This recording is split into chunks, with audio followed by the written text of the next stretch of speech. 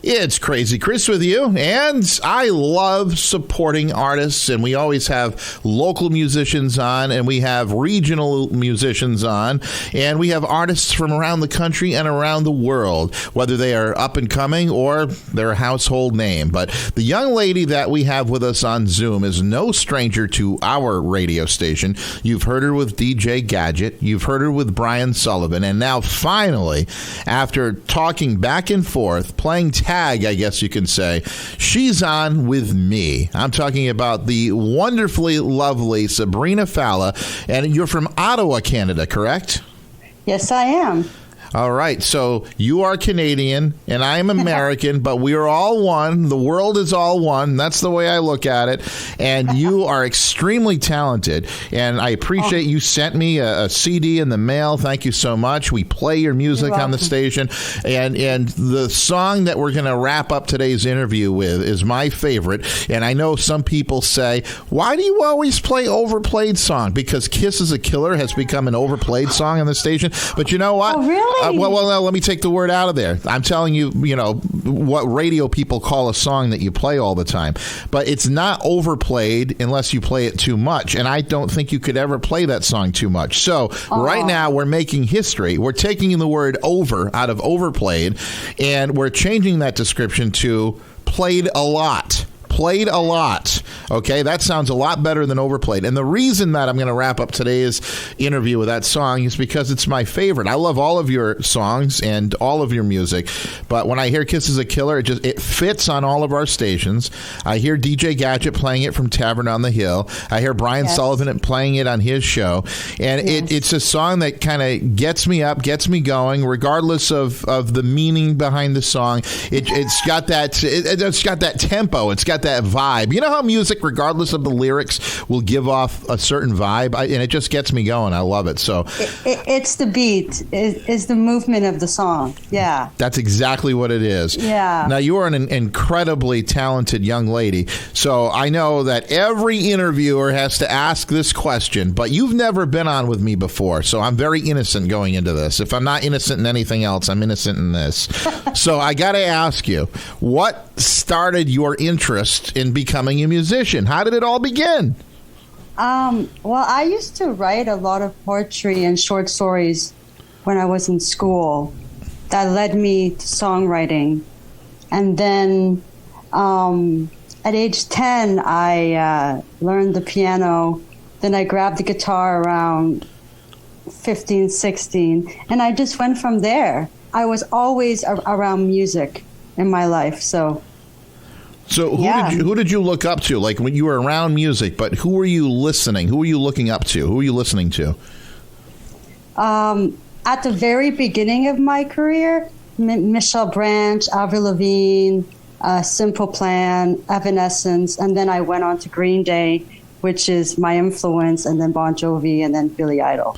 Wow, what a combination. You're talking about all different genres there. And, yes. Green Day. What is it you like about Green Day? So the thing I don't understand about Green Day, I don't hear any Green Day in your music because I don't Really? I don't. Well, I don't. I hear a lot of the other Killer. bands that you're saying.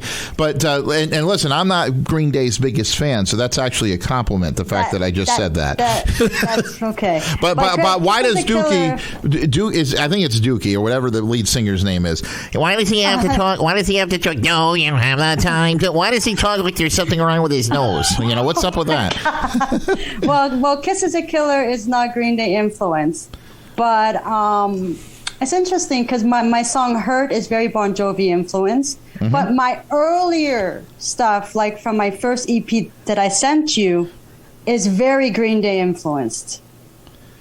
I didn't know that. You have to listen. I'll have to listen more carefully. You have to listen to like the earlier Green Day style to hear it, or American Idiot. It's in there, but like I always say to people, it's with my own twist. I'm not trying to sound like them. I'm just using their influence of feel and punch and grit in my music. Now, one thing you said. I'm sorry to interrupt. I have a habit of doing that. But at the beginning, before we went on and started the interview, you said something that really clicked in my head. We were talking about how you do the show with Brian and everything, and you said, "I'm just being me." And I think that that's definitely the case with your music. You take all of those people that you looked up to and emulate, whatever you want to call it, and you are you. You're Sabrina Fallah. That's what it has turned into.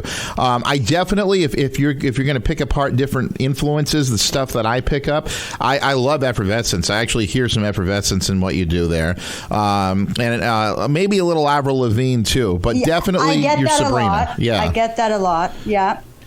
But as far as a female vocalist goes, it's very, very powerful. Like you can hear the emotion coming through.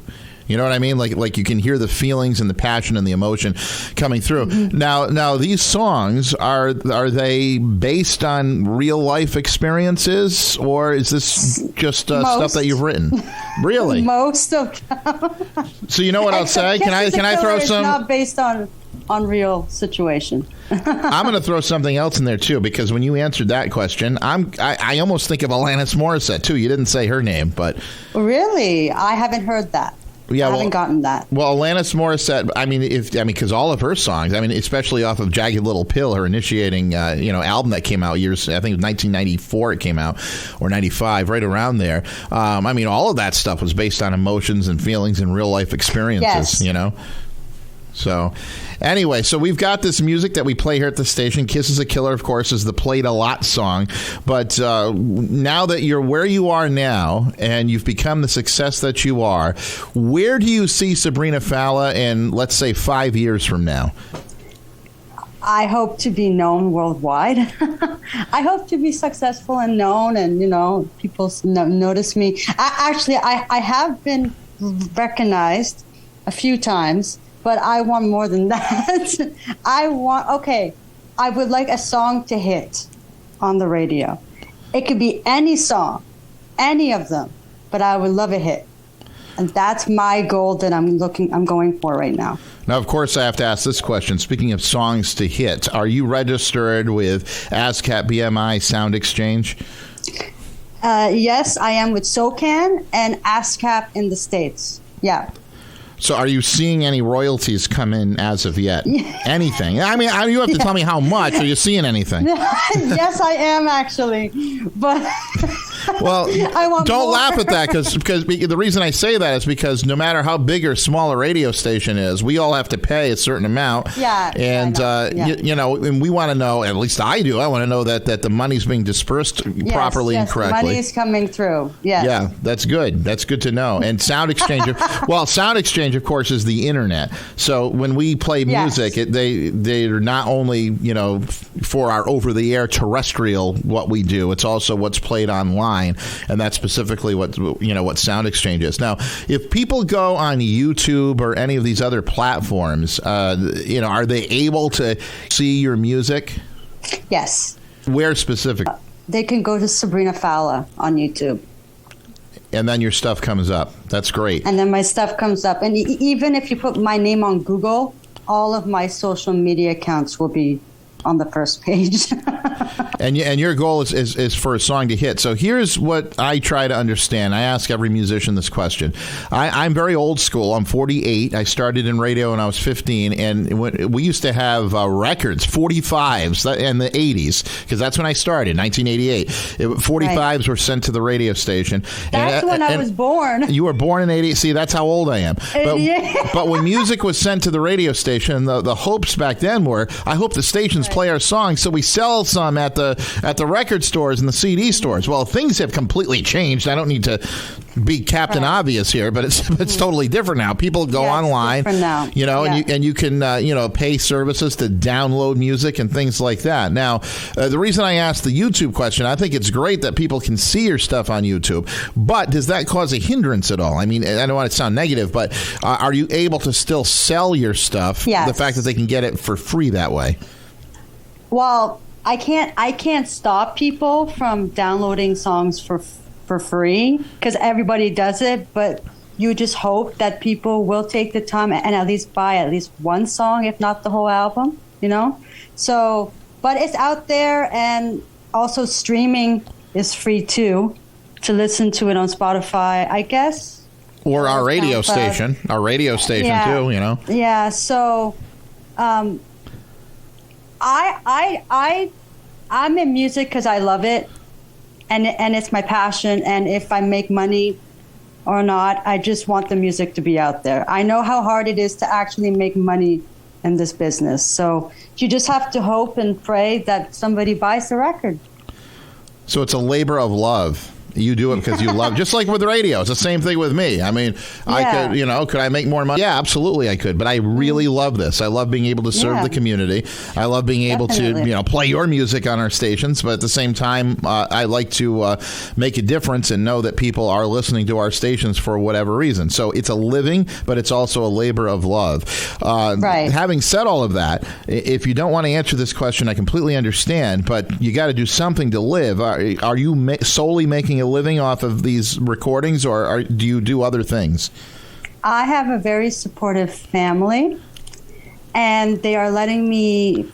I did work back when in my 20s, and then I got an injury working. So I told my parents, if I'm going to succeed, I better stop working and getting injured, because everywhere I was working, I was getting injured, and it was preventing me from going out to perform. So they're letting me do my music, and they're supporting me. So, I That's also awesome. have a label now too. So I'm with a label. So I am doing a lot more work than I was in my 20s. So yeah, my family just wants to see me succeed in what I love, and I don't have a second plan. Like, this is my number one thing. I'm gonna get there. Like, I'm just gonna go for it. Like, just push through it. Now, what is your label? You said you got a label. What is it? Dance Plant Records in Montreal. It's not far from me. All right. Now, is that well known in Canada? In Montreal, yeah, it is. Very cool. Well, one thing that I want the listeners to witness this on this station right now, and I'm going to hold you to this. When Sabrina, you're already famous as far as I'm concerned, but when you become even more famous, where you're a household name, people wake up in the morning and the first thing they say is Sabrina Fallah, and I know what's going to happen, that you're going to remember us. You'll remember me, and you'll say, that's right. He's been there. They've been there since the beginning. Brian Sullivan, DJ Gadget, and Crazy Chris. Oh my goodness! Because we have faith in you. I will never leave.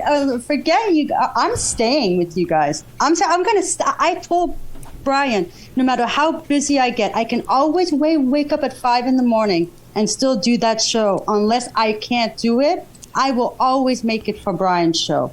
And oh yeah, definitely. Well, thank you so much. I love Saturday mornings, because I just love being on the radio to help somebody else. It doesn't always have to be for me, right? That's, those are great words that you just said, and we make no pretense about it, because I said I wasn't going to give call letters out.